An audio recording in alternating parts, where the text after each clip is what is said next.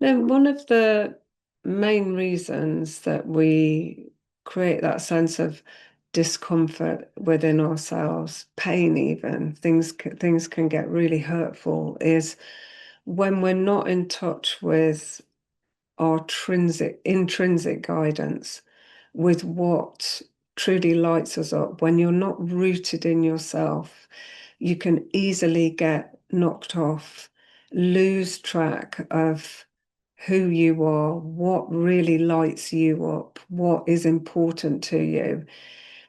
And that is one of the most hurtful things that I see in coaching, when there's that sense of confusion from people of what they feel is important to us and what they feel is allowed or is accepted by the culture. And it starts really young in our culture that we are encouraged to achieve, to please, to fit in. And that means that we need the approval of our tribe. And this is something that is it's quite natural to do, that everybody, we all need a place of belonging. But our culture is very much about that you're not born with your place and therefore you deserve it just as you are, with your gifts coming through, that you've actually got something to offer. The way our institutions are formed, the way that we parent, often the family that we're born into, we're given the message that we will now teach you. And it does start really young, that we get the message of we don't actually know when we're hungry, when we need to sleep, when we want to pee, when we can, when we should be playing, when we should be studying. And it goes on and on throughout life. And I know I'm painting a pretty bleak picture here, but I just want to lay the foundations, because this is something that I've worked with a lot, particularly over the last 10 years, of how our culture's formed, how our beliefs get formed, and what I really see is lacking a lot is that intrinsic connection.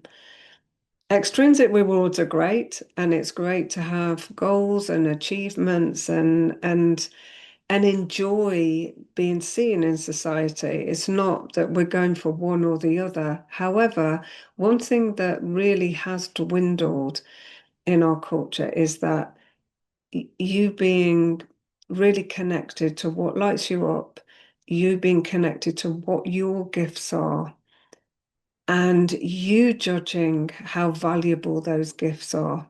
Because we certainly have a hierarchy in what's bigger and better, and it's usually bigger is better or more is better, or having more qualifications or having higher grades somehow is a marker on our character. When we get through that, allow that to be, allow yourself to enjoy what you enjoy out there as an extrinsic reward, but really stepping into what is the intrinsic value here, as in, what would you do anyway, even if somebody wasn't watching, even if you weren't getting paid for it, even if there was no medal or certificate at the end of it, no applause, no praise.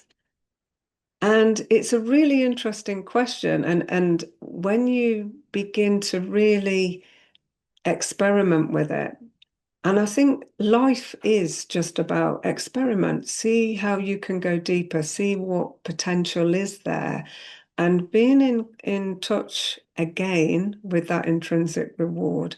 And your intrinsic reward would have driven you. The only reason we learn to walk, we start to move, we explore as children is because it feels good. Everything else after that is taught. The extrinsic is taught. So when we begin to go back to that, and in order to get that, a framework is needed so you can enjoy it. I don't want this to sound like, oh, we've got to get to this and you've got to do this and you have to find out this. It's like there's a real joy in going, what would I do if nobody was looking and no one would ever see me do this? What would I carry on doing? What fulfills me? What gives me that sense of ease and peace and flow? Because it's within that you find your gifts, that you find your values. And if that feeling is there with everything you do, then you know that you're on track. There are simple things you can do. One of them is to reflect regularly, because it's something that we don't necessarily do. Just stopping, what really fed me today? How did I feel about what I did? Would I do it anyway? And keep coming back to that question. The other way is having a practice where you wipe the slate clean and you're just present. So whether that's through breath work, yoga, simple postures that really help to align your energy. It might be gardening for some people, or walking in nature, but fully present, not a time to just let your thoughts wander, but just being present. The more we bring ourselves to that state, then the the more we're able to wipe the slate clean and listen to those gentle whispers that will put you back in touch with that intrinsic guidance. So the intrinsic guidance is key in living a life that is fulfilling, in you really knowing yourself and reaching your full potential.